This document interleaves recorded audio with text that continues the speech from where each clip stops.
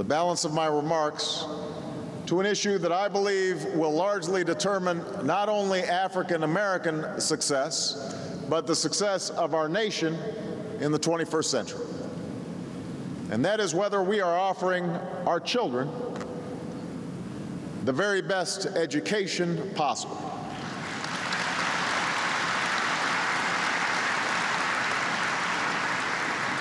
I know some argue that as we emerge from a recession, my administration should focus solely on economic issues. They said that during health care, as if health care had nothing to do with economics. Said it during financial reform, as if financial reform had nothing to do with economics. And now they're saying it as we work on education issues. But education is an economic issue, if not the economic issue of our time. It's an economic issue when the unemployment rate for folks who've never gone to college is almost double what it is for those who have gone to college. It's an economic issue when 8 in 10 new jobs will require workforce training or a higher education by the end of this decade. It's an economic issue when countries that out-educate us today are going to out-compete us tomorrow. Now, for years, we've recognized that education is a prerequisite for prosperity. And yet we've tolerated a status quo where America lags behind other nations. Just last week, we learned that in a single generation, America went from #1 to 12th in college completion rates for young adults. Used to be #1, now we're #12. At the same time, our 8th graders trail about 10 other nations in science and math. Meanwhile, when it comes to black students, African American students trail not only almost every other developed nation abroad, but they badly trail their white classmates here at home. An achievement gap that is widening the income gap between black and white, between rich and poor. We've talked about it, we know about it, but we haven't done enough about it.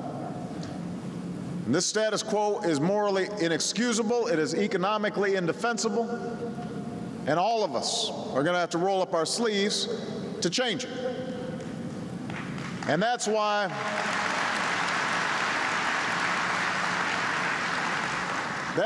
from day one of this administration, we've made excellence in American education, excellence for all our students, a top priority.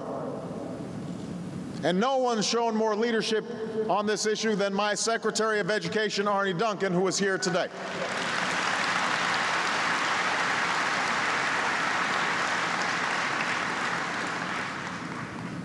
I chose Arne not only because he's a great ball player. Now, Arne and I play a little bit on the weekends.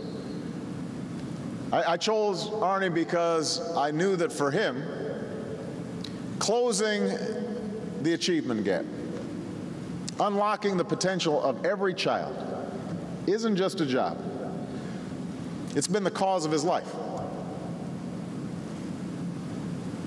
Now, because a higher education's never been more important or more expensive, it's absolutely essential that we put a college degree within reach for anyone who wants it. And that's why we're making higher education more affordable, so we can meet the goals I've set of producing a higher share of college graduates than any other nation by 2020. I want us to be back #1 instead of #12.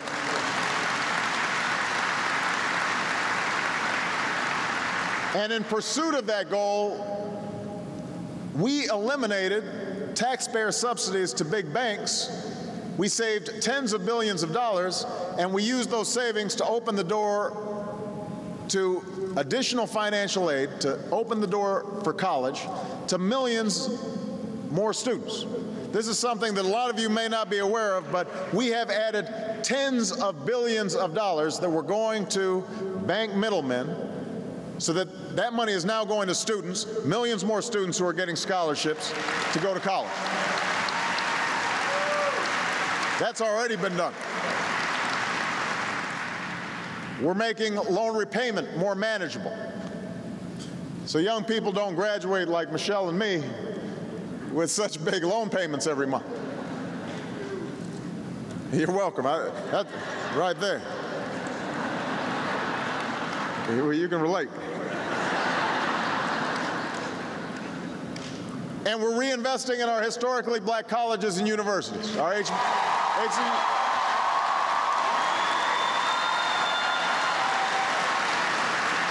HBCUs, we are reinvesting in them, while at the same time reforming and strengthening our community college, which are great undervalued assets.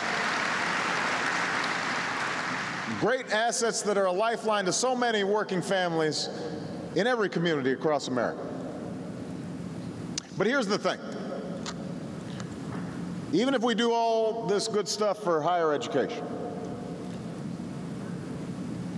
too many of our children see college as nothing but a distant dream, because their education went off the rails long before they turned 18.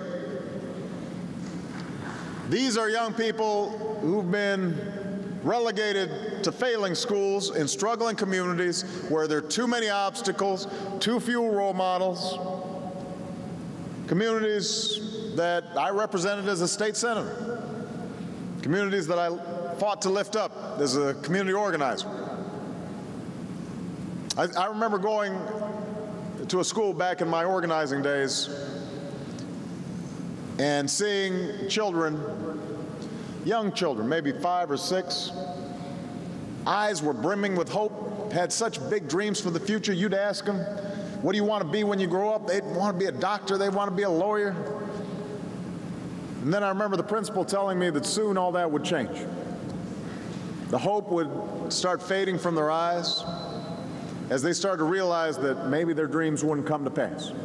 Not because they weren't smart enough, not because they weren't talented enough, but because through a turn of fate, they happened to be born in the wrong neighborhood.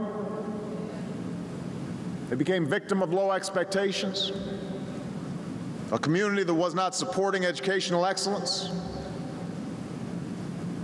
And it was heartbreaking. It is heartbreaking.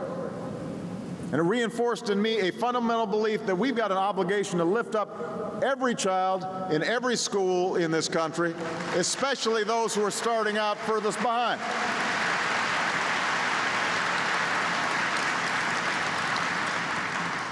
That's why I want to challenge our states to offer better early learning options to make sure our children aren't wasting their most formative years, so that they can enter into kindergarten already ready to learn, knowing their colors, knowing their numbers, knowing their shapes, knowing how to sit still. Right? That's no joke. You got to learn that, especially when you're a boy.